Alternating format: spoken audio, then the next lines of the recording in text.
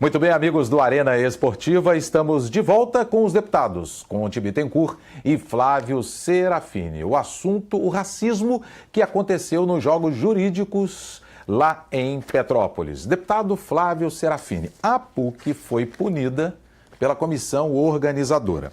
Ela perdeu o título dos Jogos, está fora da competição no próximo ano e a multa que eu achei banal, R$500 de multa. Mas as punições aconteceram. É um começo? Olha, de exemplo? Pode ser um começo, porque, como eu disse, dessa vez o que apareceu, o que veio à tona foi o comportamento da equipe da PUC. Mas esses episódios já aconteceram outras vezes nos Jogos Jurídicos envolvendo outras universidades. Então não se pode tomar uma medida, olha, vamos punir quem apareceu dessa vez, quem deu visibilidade e não mexer no conjunto do funcionamento para que tenha mais claro regras que coíbam, que punam, inibam a participação das instituições que tiverem esse tipo de comportamento. Acho que eu não gosto nem de usar a expressão tolerância, eu acho que a gente tem que usar respeito. Temos que ter respeito às diferenças, temos que ter respeito a tudo. Sim. Mas existe algo que a gente tem que ser intolerante, é a intolerância. Não dá para caber. E nesse caso, o que preocupa é isso, que juízes, que promotores, que defensores públicos, que advogados que a gente vai estar formando. Imagina um desses rapazes que reitera o racismo dessa forma, que joga uma banana num jogador de outro time, daqui a pouco ele é um juiz julgando um jovem negro suspeito de algo que esse jovem não tenha praticado. Que cabeça para julgar esse juiz, né, permeado de racismo vai ter para julgar um jovem negro, né? As nossas instituições têm que fazer uma discussão também sobre a formação que estão dando, né? Se isso não faz parte hoje do currículo das nossas instituições, tem que fazer. Aprofundar um pensamento democrático, aprofundar um pensamento que entenda a necessidade de se combater o racismo e as diferentes formas de desigualdade que permeiam a nossa sociedade. Deputado Conte, a PUC, ela divulgou uma nota oficial em que a PUC coloca que a Vice-Reitoria para Assuntos Comunitários e o Departamento de Direito da Universidade, essas duas áreas, decidiram constituir uma comissão disciplinar para se averiguar as informações. E aí, se forem confirmadas, né, a veracidade, tem os vídeos aí que já estão mais confirmados, a apuração e a individualização das responsabilidades dos membros do corpo docente, punições irão acontecer para os alunos. Também é uma boa iniciativa da PUC dizer assim, não fiquei parada, estou tomando providências. Eu acho que isso é pedagógico, né? Ou seja, uma punição exemplar, mas que não se pare apenas na punição. Né? A partir do momento que for, como o Flávio disse, que foi um movimento quase que coletivo de uma torcida, né? Isso demonstra um sentimento coletivo da representação da instituição que ele estava. Então, acho que merece, né, a PUC, com toda a sua tradição, com todo o seu compromisso acadêmico e social, que é histórico, todos nós sabemos a história da PUC aqui no Rio de Janeiro, eu acho que vale a pena a PUC abrir esse debate na sua comunidade, tá? Esgotá-lo internamente para se acabar com esse tipo de intolerância, com esse tipo de racismo, de comportamento. Eu acho que esse é um papel pedagógico da instituição, é uma instituição de educação. Ali foi um mau exemplo para todos. Cabe à instituição, né, até que você tenha que fazer alguma adequação curricular.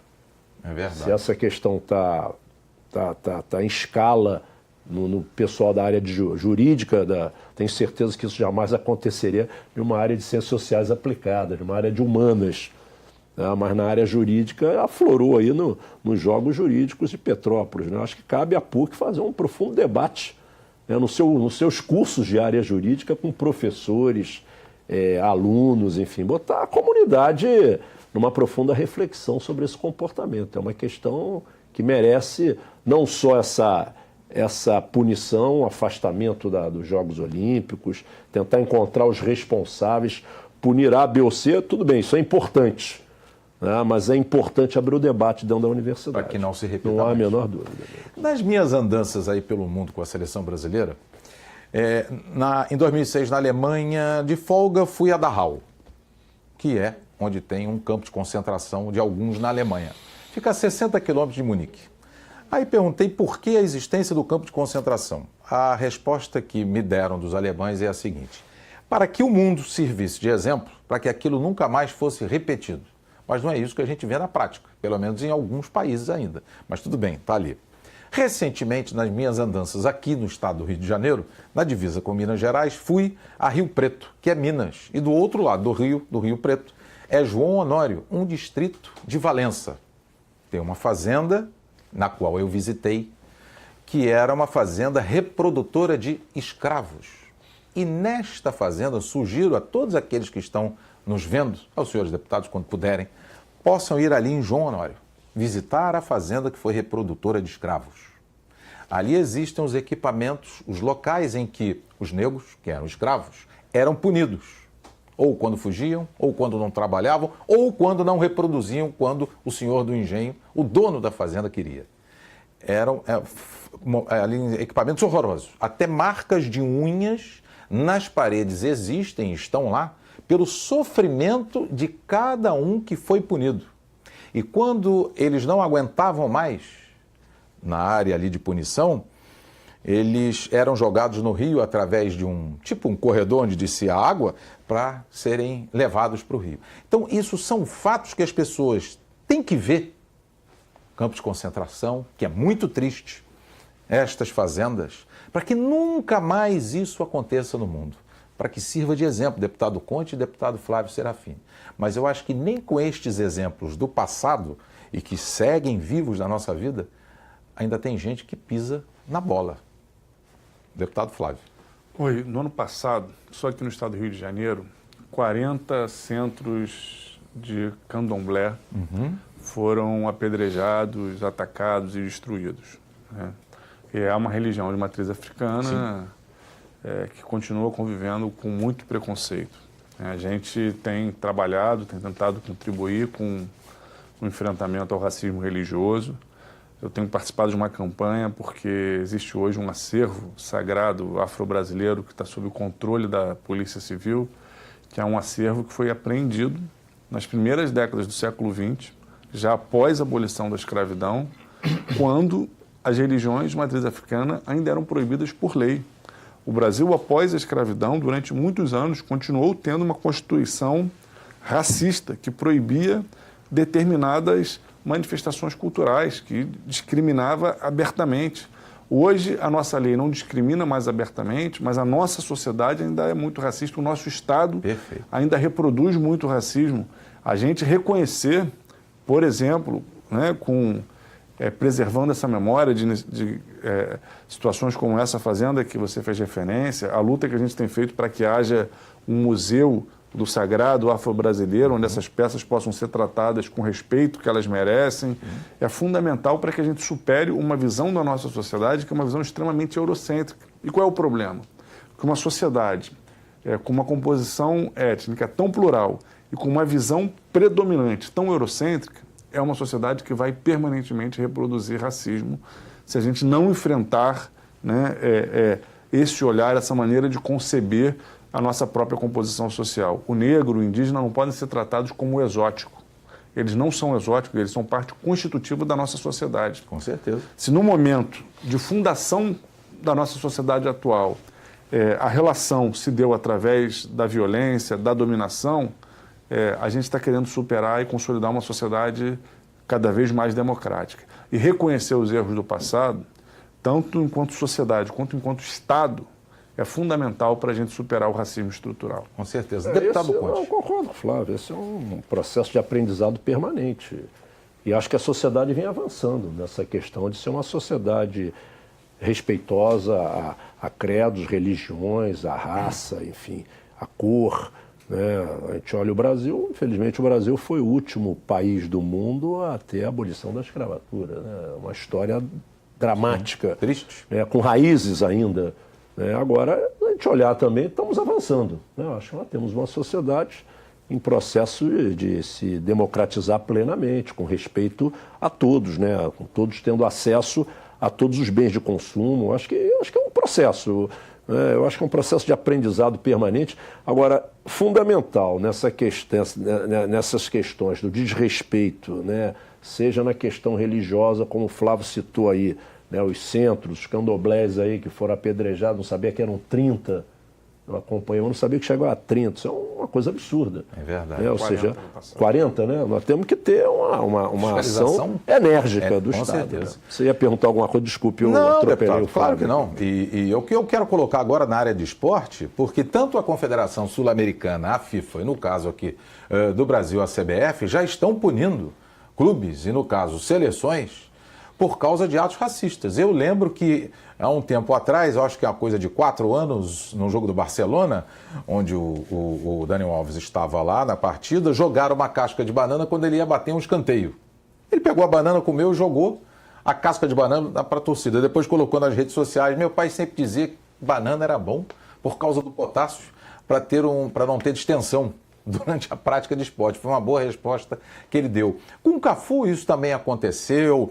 No Juventude em Caxias do Sul também a torcida já foi punida por atos racistas na Copa do Brasil no Juventude. Então isso também, deputado, não é só, deputados no caso, não é só na área jurídica dos jogos. Isso também acontece no esporte em geral. Tivemos também casos no vôlei, tivemos casos no judô. Eu acho que isso deveria ser muito debatido nas escolas, mas lá embaixo, no primário.